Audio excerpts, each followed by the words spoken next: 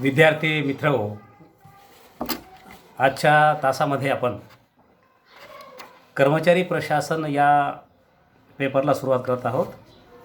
पेपरचं क्रमांक आहे 5, वर्ग BA सेकंड इयर, सेमिस्टर 3. यातील कर्मचारी प्रशासनाचा अर्थ, त्याचं महत्त्व आणि त्याची व्याप्ती या तिन्ही गोष्टीच्या अनुषंगानं आपल्याला चर्चा करायची आहे. यापूर्वीच्या तासामध्ये आपण लोकल सेल्फ गव्हर्नमेंट, महाराष्ट्रातलं स्थानिक स्वराज्य संस्था, पेपर 6, सेमिस्टर 3 याच्यातील आपण 1-2 चॅप्टर्स आपण शिकवलेले आहेत. आता आपण दुसऱ्या पेपरला सुरुवात करणार आहोत. तो अतिशय महत्त्वाचा अशा प्रकारचा आहे.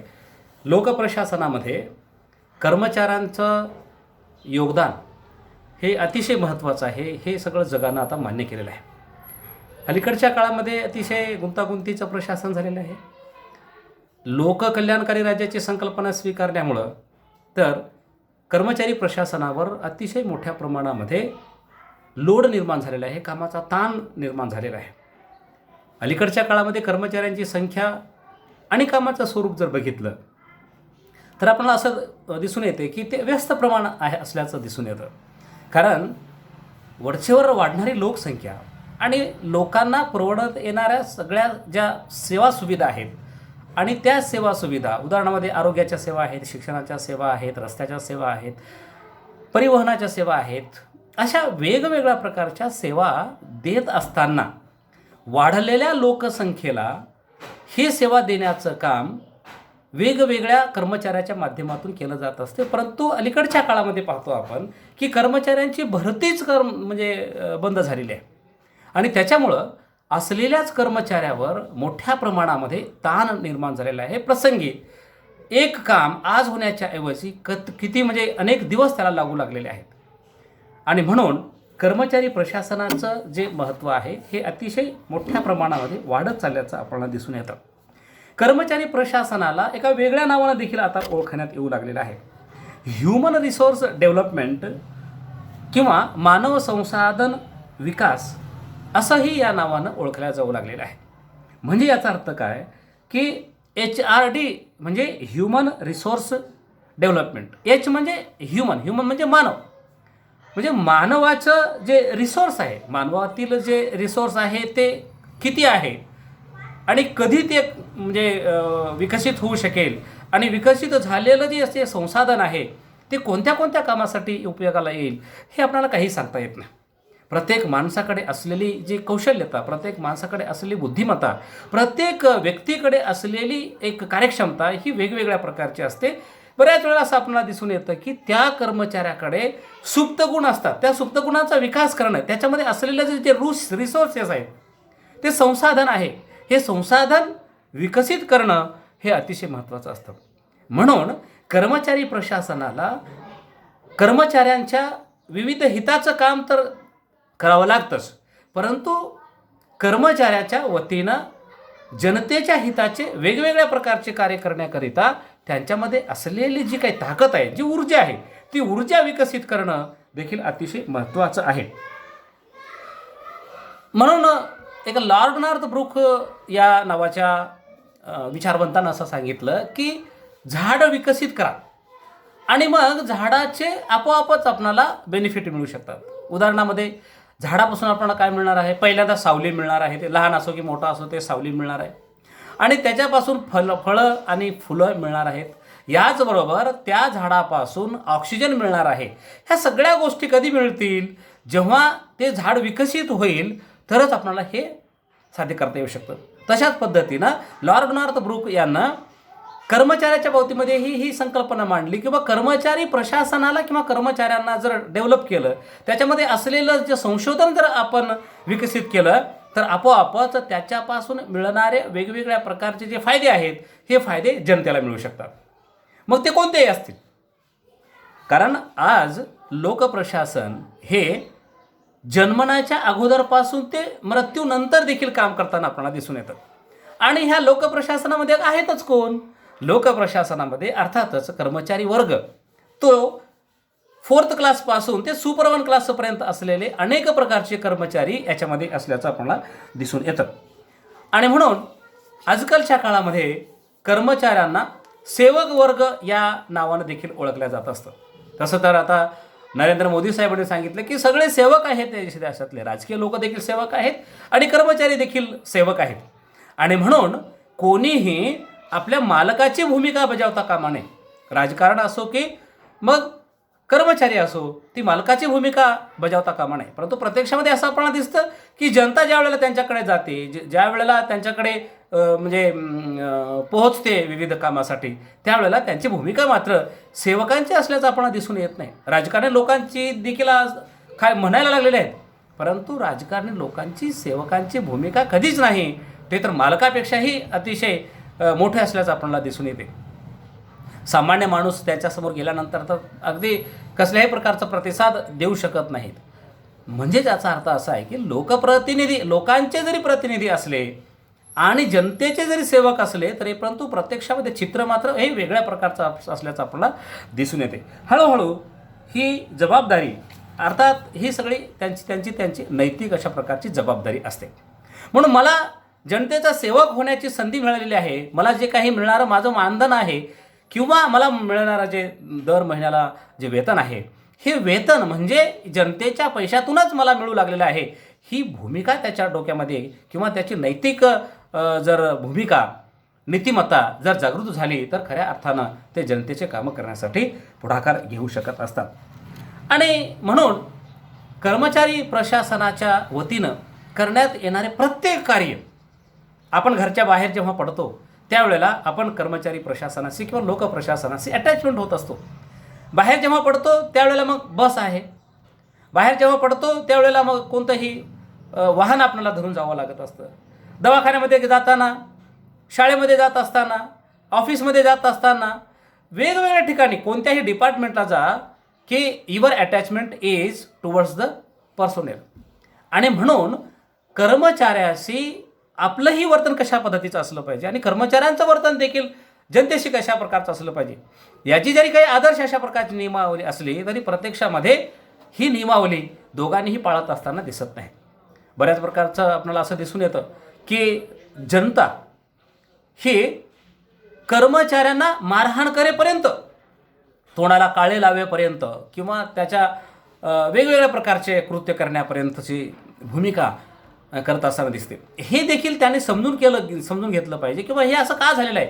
कर्मचाऱ्यांनी देखील जाणून बुजून जर तशा पद्धतीची परिस्थिती निर्माण केली की जनता कधी आक्रोश निर्माण करेल, ह्या गोष्टी होऊ शकणार नाहीत किंवा होणारच नाहीत. अशा प्रकारची भूमिका कर्मचाऱ्यांना घेणं देखील अतिशय महत्त्वाचं आहे. आणि म्हणून या कर्मचारी प्रशासनाला किंवा कर्मचारी प्रशासनामध्ये काम करणाऱ्या वेगवेगळ्या प्रकारचे जे काही कर्मचारी असू शकतील, या सगळ्यांना विकसित करणं, त्यांच्या समस्या जाणून घेणं आणि त्यांच्या वतीनं त्यांच्यामध्ये असलेलं रिसोर्सेस हे डेव्हलप करणं, हे कर्मचारी प्रशासनाचं अत्यंत महत्त्वाचं अशा प्रकारचं काम आहे. आता पाहू आपण की कर्मचारी प्रशासन म्हणजे काय, कर्मचारी प्रशासनाचा अर्थ काय आहे. कर्मचारी प्रशासनाच्या वेगवेगळ्या अशा प्रकारच्या व्याख्या वेगवेगळ्या विचारवंतानं करण्यात आलेले आहेत. आणि म्हणून आपण बघू की पिगर्स आणि मायर्स यांनी एक व्याख्या करण्यात आलेली आहे. त्यांनी तयार केलेली व्याख्या ही पर्सनल ॲडमिनिस्ट्रेशन हे जे पुस्तक त्यांनी लिहिलेले आहे 1961 त्यांनी हे पुस्तक लिहिलेलं आहे. त्या पुस्तकामध्ये त्यांनी असं सांगितलं आहे की कर्मचारी प्रशासन कर्मचाऱ्याच्या संबंधित क्षमतेला विकसित करण्याची पद्धती आहे. आता बघा, कर्मचारी प्रशासन हे कर्मचाऱ्याच्या क्षमतेला, संभावित क्षमता, त्याच्यामध्ये असलेली जी काही क्षमता आहे, कोण माणूस काय करू शकतो, कोणता विद्यार्थी काय कशा पद्धतीचा आहे, हे जसं प्राध्यापकाला किंवा शिक्षकाला कळतं तशाच पद्धतीनं कर्मचारी प्रशासनातल्या प्रमुख जो अधिकारी वर्ग आहे, तो अधिकारी वर्ग प्रत्येक कर्मचाऱ्यामध्ये असलेली जी क्षमता आहे ती क्षमता तो समजू शकतो. आणि म्हणून कर्मचारी प्रशासनामध्ये किंवा अर्थातच लोकप्रशासनामध्ये जी काही कामं करावायची आहेत ती कामं अतिशय सक्षमपणे करण्याकरिता त्याच्यातली क्षमता ओळखणं अत्यंत गरजेचं आहे. नुसतं ओळखणं नाही तर त्याला विकसित कसं करता येऊ शकतं हे देखील त्याला पाहावं लागतं. आणि म्हणून या कार्यातून अधिक संतुष्टी प्राप्त होईल. एकतर संतुष्टी प्राप्त होणं म्हणजे जनतेला त्याचं वेळेमध्ये कार्य पुरवणं किंवा जनतेला ज्या काही सेवा सुविधा आहेत ते वेळेमध्ये पुरवणं आणि तशा पद्धतीनं त्याच्यामध्ये असलेली म्हणजेच कर्मचारी वर्गामध्ये असलेली जी काही ताकद आहे, जी काही क्षमता आहे, जी काही रिसोर्सेस आहेत हे डेव्हलप करण्यासाठी काम करणं म्हणजेच कर्मचारी प्रशासन असं त्यांनी म्हटलेलं आहे. दुसरं, होवार्ड डर्क यांनी देखील म्हटलेलं आहे की कर्मचारी प्रशासन निश्चित रूपाने गतिशील कार्याशी संबंधित एक विचार आहे जो मानवी संसाधनाचा विकास आणि उपयोग व्यवसायाच्या उद्दिष्टांच्या प्राप्तीसाठी अधिकाधिक मदत करत असतो. अर्थात तेच तशाच पद्धतीनं आहे की मानवी संसाधनाचा विकास आणि त्याचा उपयोग करून घेणं आणि व्यवसायाच्या प्राप्तीसाठी याचा अर्थ त्याच्याकडे जे काही काम दिलेलं आहे. प्रत्येक संस्थेचं एक उद्दिष्ट असते. प्रत्येक जसं डिपार्टमेंटचं उद्दिष्ट आहे किंवा सार्वजनिक बांधकाम विभाग आहे, आरोग्य विभाग आहे, त्याचं डिपार्टमेंटचं उद्दिष्ट असतं. शिक्षण विभाग आहे, शिक्षणाचा विकास करणं, चांगल्या दर्जाचं शिक्षण देणं. तशाच पद्धतीनं आरोग्य विभागाचं कार्य आहे किंवा चांगल्या अशा प्रकारचं आरोग्य लोकांना मिळण्याच्या दृष्टिकोनातून आरोग्याच्या सोयी सुविधा पुरविणं.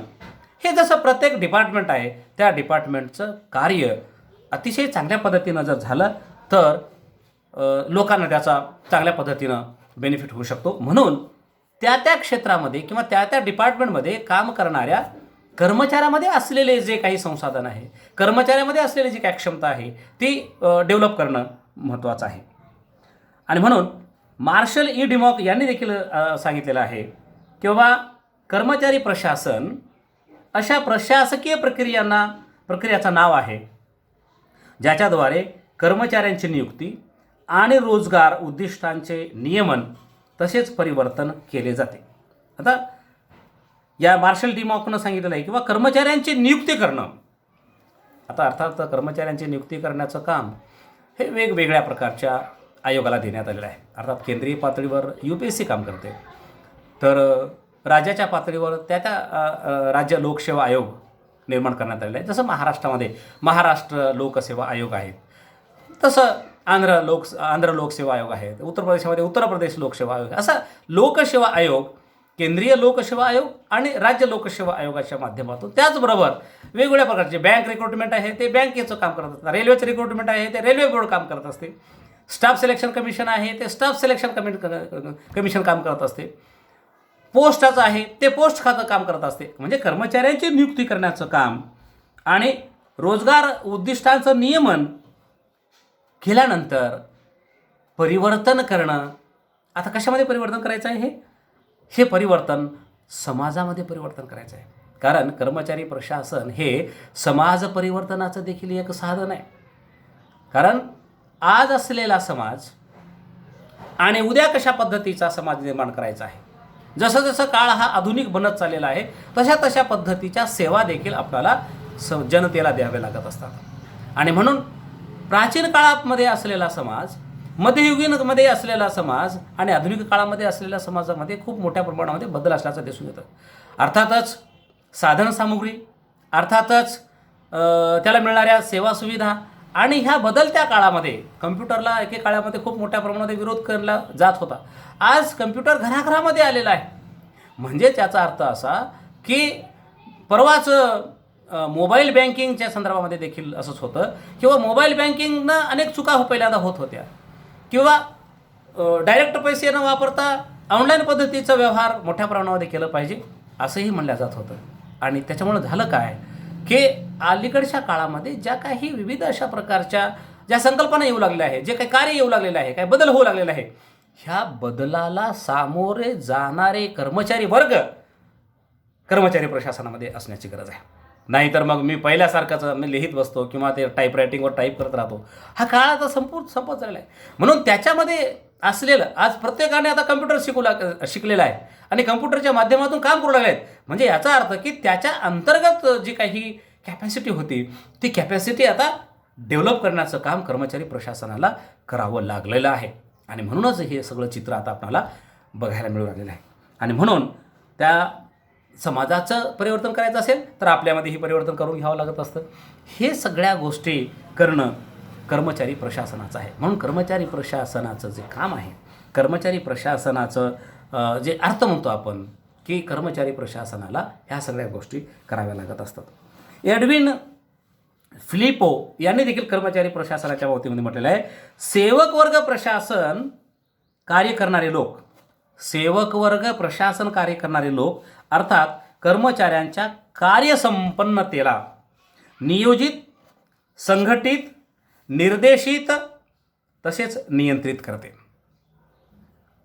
म्हणजे कर्मचारी प्रशासन हे कर्मचाऱ्याच्या कार्यसंपन्नतेला नियोजित, संघटित, निर्देशित तसेच नियंत्रित करत असते. याचा अर्थ की कर्मचारी प्रशासन हे कर्मचाऱ्यांच्या कार्यसंपन्नतेला आणि ते संघटित करत असते, निर्देशित करत असते. याचा अर्थ निर्देशन करणे, आदेश देणे किंवा काही चुका होत असतील तर त्याच्यामध्ये बदल करणे, निर्दोष अशा प्रकारचं काम कसं करता येईल यासाठी कर्मचारी प्रशासन हे करत असते. एवढंच नाही तर ते नियंत्रित करणं, वेळप्रसंगी सांगून जर काय ऐकत नसतील तर त्याला दंड देण्याचं किंवा शिक्षा देण्याचं काम देखील कर्मचारी प्रशासनाला आपल्या कर्मचारी वर्गाला करावं लागत असतं. अशा पद्धतीनं कर्मचारी प्रशासनाच्या बाबतीमध्ये काही व्याख्या वेगवेगळ्या विचारवंतानं मांडलेल्या आहेत. आता आपल्याला बघायचं आहे किंवा कर्मचारी जे प्रशासन आहे हे कर्मचारी प्रशासनाचं महत्त्व अलीकडच्या काळामध्ये का वाढू लागलेलं आहे, त्याचं कारण काय आहेत की आधुनिक काळामध्ये आपण पाहतो की हे आधुनिक काळ आहे, काळ बदलत जात असतो. 21वे शतक आहे, लोक चंद्रावरही गेले, मंगळावरही गेले, परंतु काही देशामध्ये अजूनही, म्हणजे काही देशामध्ये म्हणण्यापेक्षा काही देश अजूनही विकसित झालेले आहेत, विकसनशील आहेत, तर अविकसित अशा प्रकारचे देश आहेत.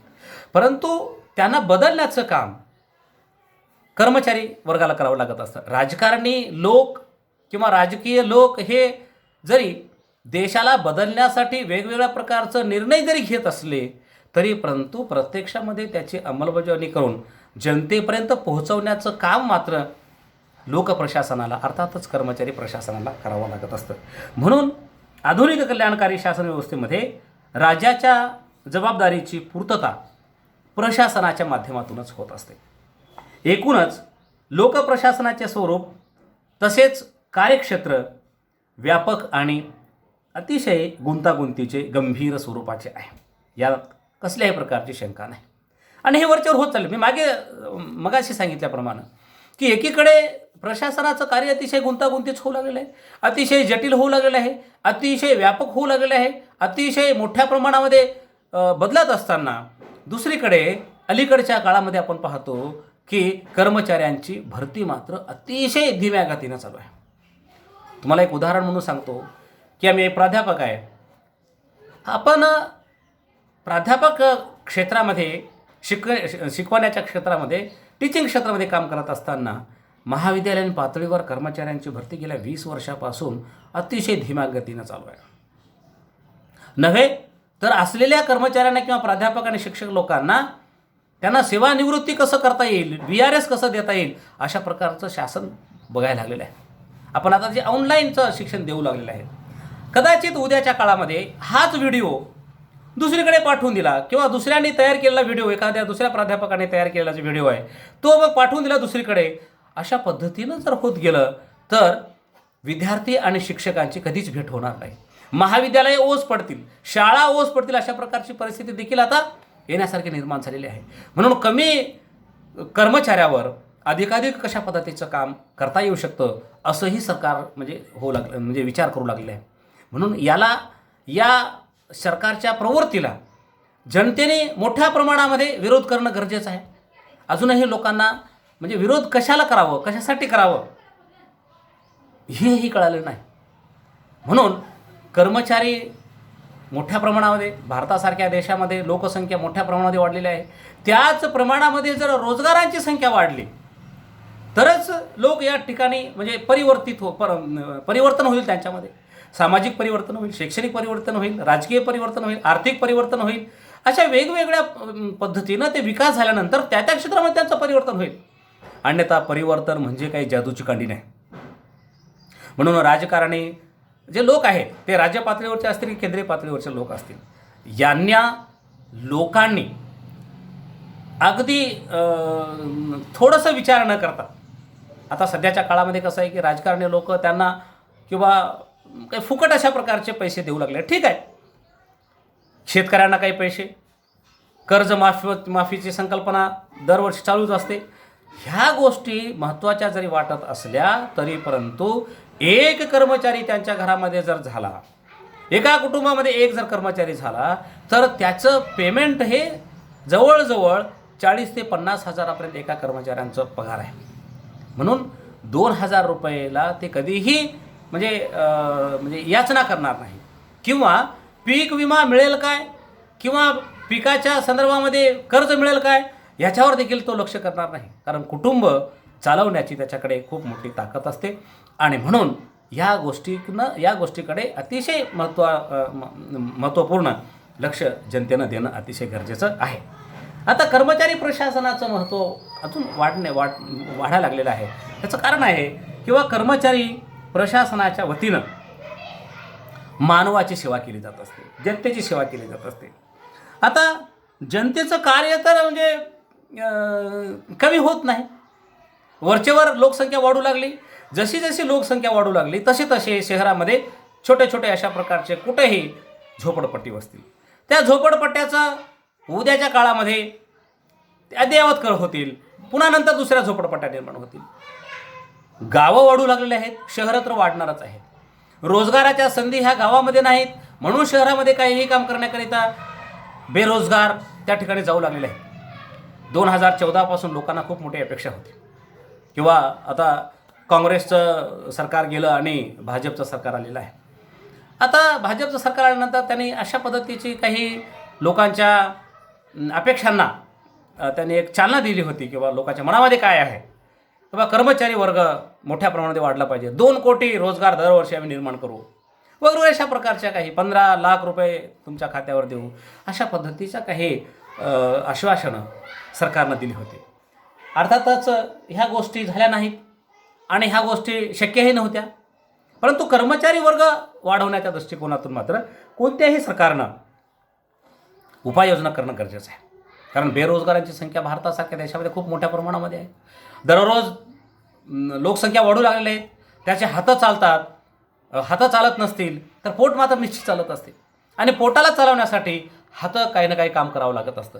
परंतु हातालाच काम नसेल तर मग दारिद्र्याच्या अवस्थेमध्ये, कुपोषणाच्या प्रमाणामध्ये लोक हे जगून मग चोऱ्या करण्याचं प्रमाण वाढेल, वेगवेगळ्या प्रकारचे वाईट प्रकार घडण्याचं प्रकार देखील होऊ शकते.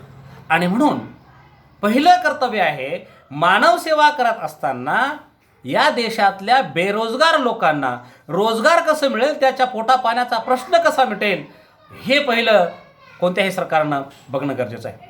आणि जर सरकारनं तशा पद्धतीचे धोरण तयार केले तेव्हाच कर्मचारी प्रशासन हे मानवाची सेवा करण्याकरिता करण्यात आलेल्या ज्या काही यंत्रणा आहेत, करण्यात आलेल्या ज्या काही नियोजन आहे, करण्यात आलेले जे काही कायदे आहेत त्या कायद्याची अंमलबजावणी करण्याचं काम हे करत असते. आणि म्हणून हे काम करण्याकरिता मात्र त्यांच्याकडे असलेले जे काही संसाधन आहे ते संसाधनाचा वापर करून त्याचे जे प्रमुख आहेत, त्या डिपार्टमेंटचे प्रमुख आहेत ते पूर्ण करू शकतात.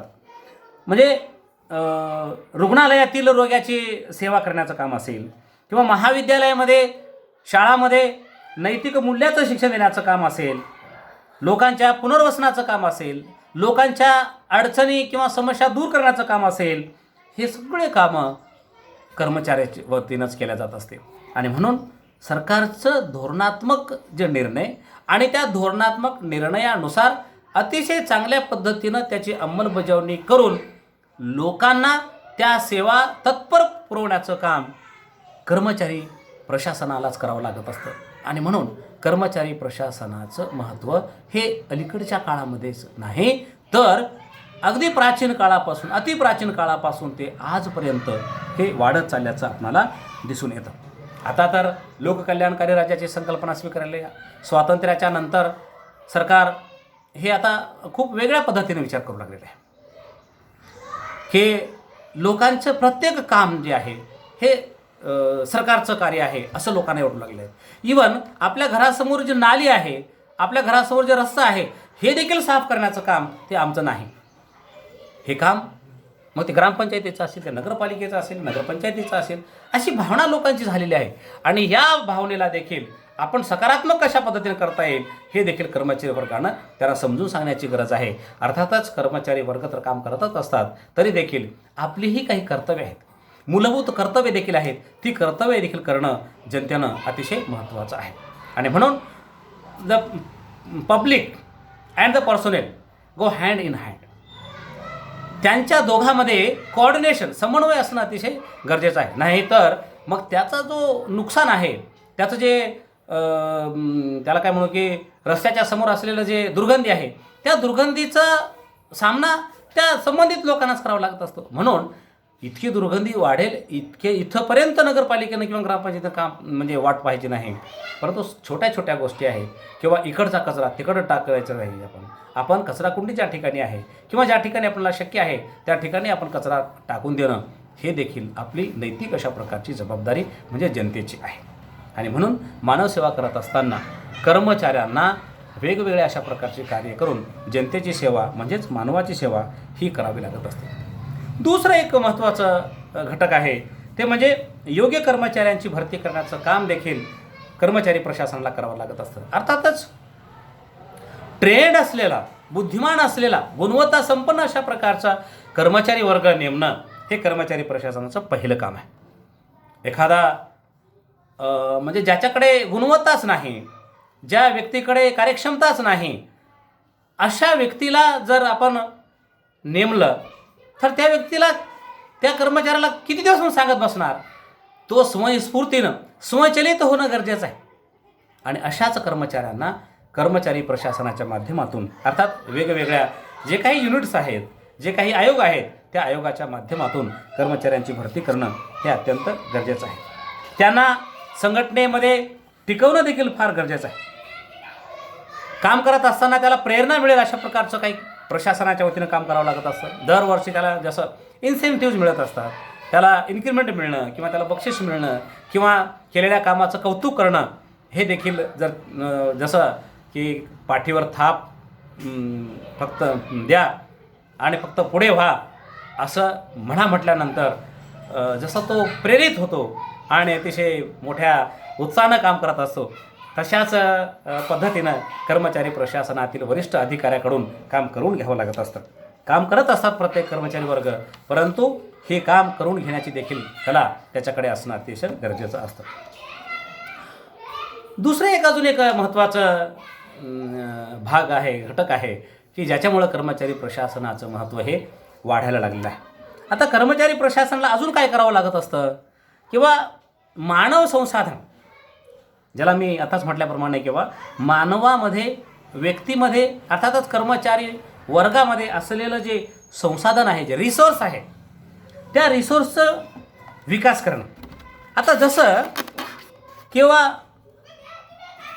कर्मचारी प्रशासनामध्ये किंवा लोकप्रशासनामध्ये कर्मचारी वर्ग आहे, इतर यंत्रसामुग्री आहे, वेगवेगळ्या प्रकारचे भौतिक उपकरणं आहेत, लाईट आहे, अन्य म्हणजे वेगवेगळ्या प्रकारचे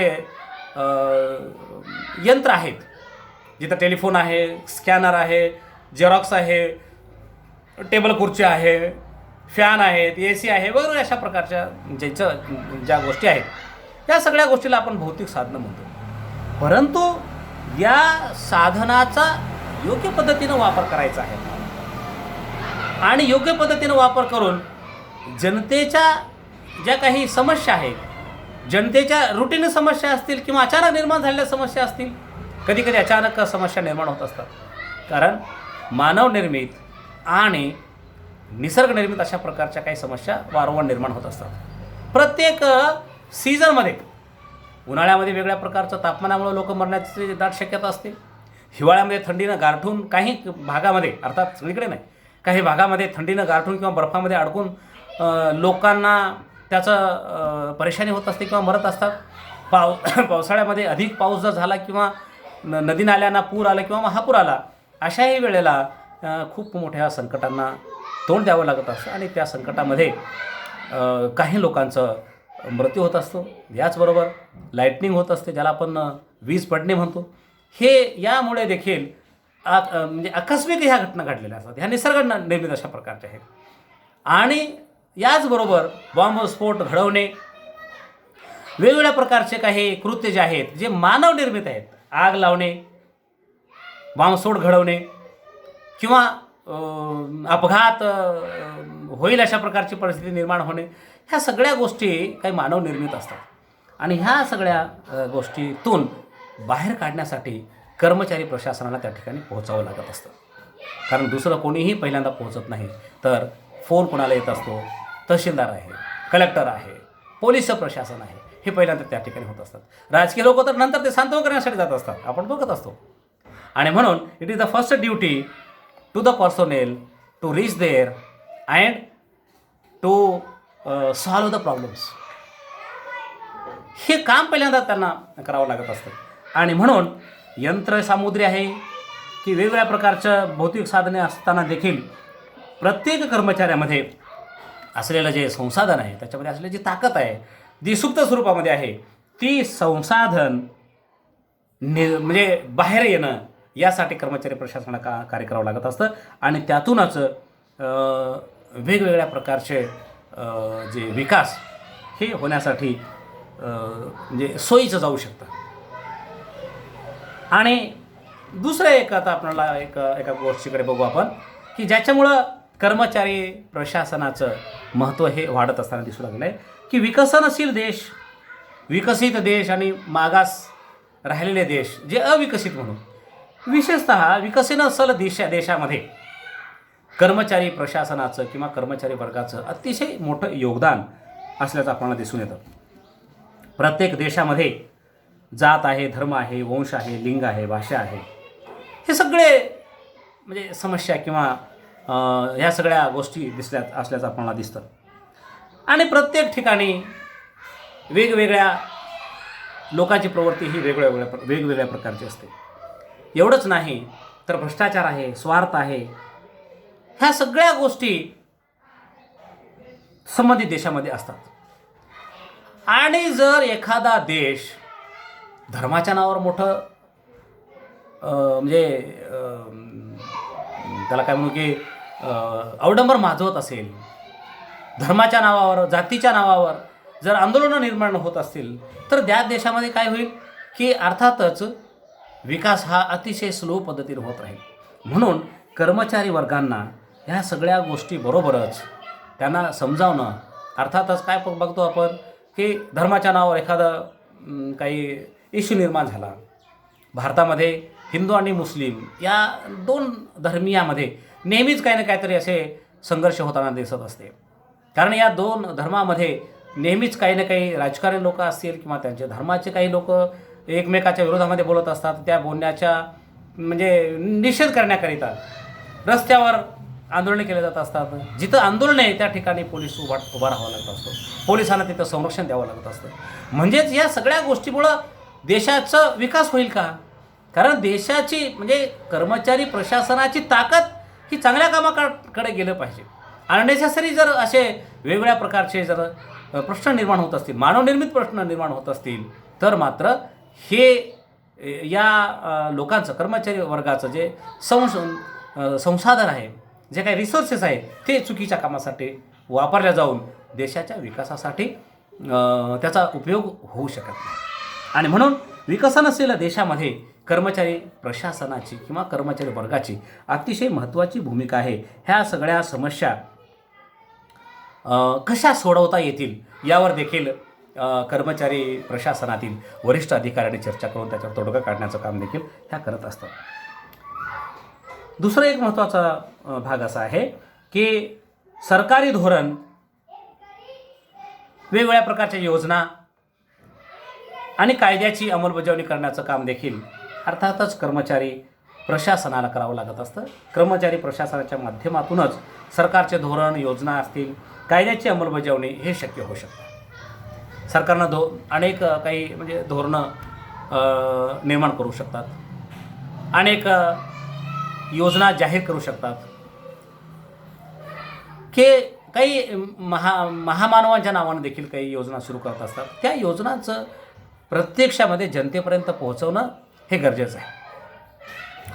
काही मदत देण्याच्या दृष्टिकोनातून जसं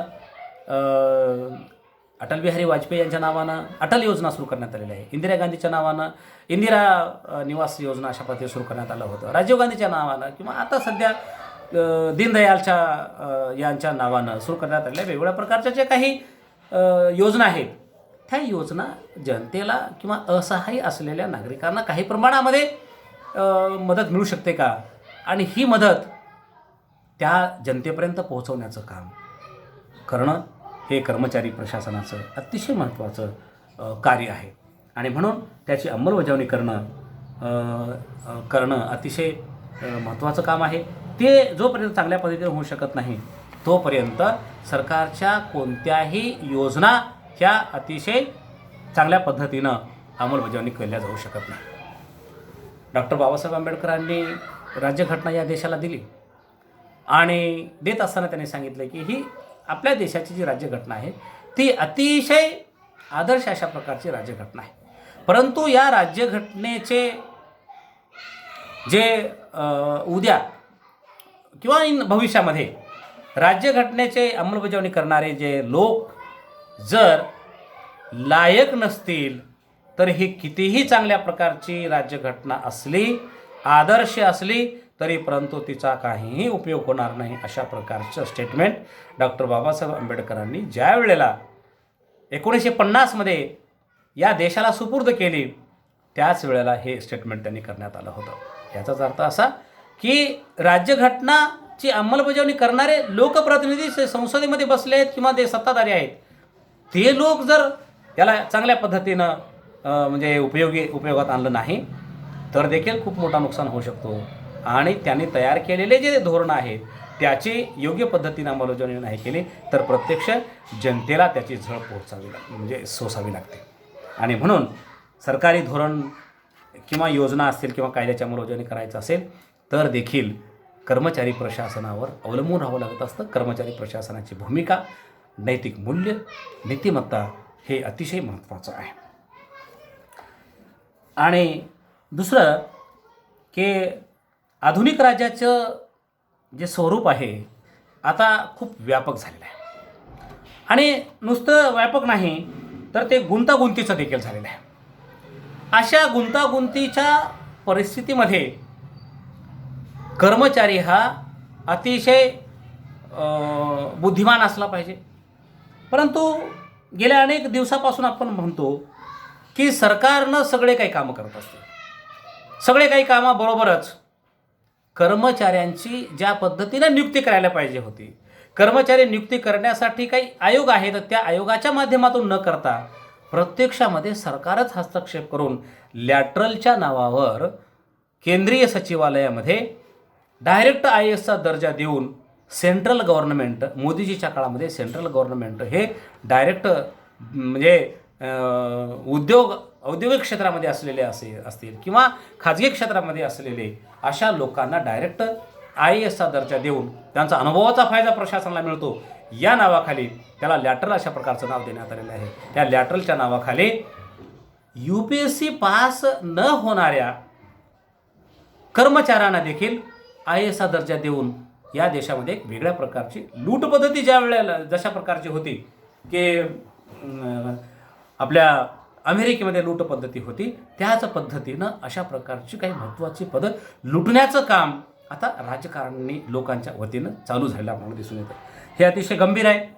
कारण अमेरिकेमध्ये 1883मध्ये एका बेरोजगार युवकानं, अर्थात त्याचं नाव देण्यात आलं नाही परंतु बेरोजगार युवक म्हणून सांगितलेलं आहे, राष्ट्रपती गारफिल्ड यांची हत्या ह्याच प्रकरणातून केलेली आहे. एका चिडून, कारण एवढी म्हणजे बेरोजगारी आता या देशामध्ये वाढायला लागलेली आहे आणि त्या बेरोजगाराला जर योग्य वेळी जर रोजगार नाही मिळालं, तो एजबार झाला तर तो इधर ना उधर होऊन जाईल.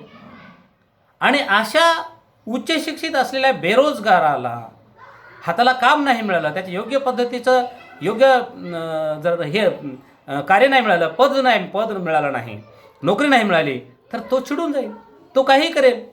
आणि म्हणून योग्य वेळेला योग्य निर्णय घेण्याचं काम देखील राजकारणी लोकांना तर करावंच लागत असतं, परंतु कर्मचारी वर्गाला देखील या आधुनिक काळामध्ये गुंतागुंतीचं जे काही व्यापक अशा प्रकारचं प्रशासन होऊ लागलेलं आहे, कामं होऊ लागले आहेत, या गुंतागुंतीच्या आणि व्यापक स्वरूपाला कसं कार्य जे वाढलेलं आहे ते कसं मार्ग काढता येईल, यावर मार्ग काढणारा कर्मचारी वर्ग हा अतिशय बुद्धिमान आणि तात्काळ निर्णय घेणारा अशा प्रकारचा कर्मचारी वर्ग असणं गरजेचं आहे.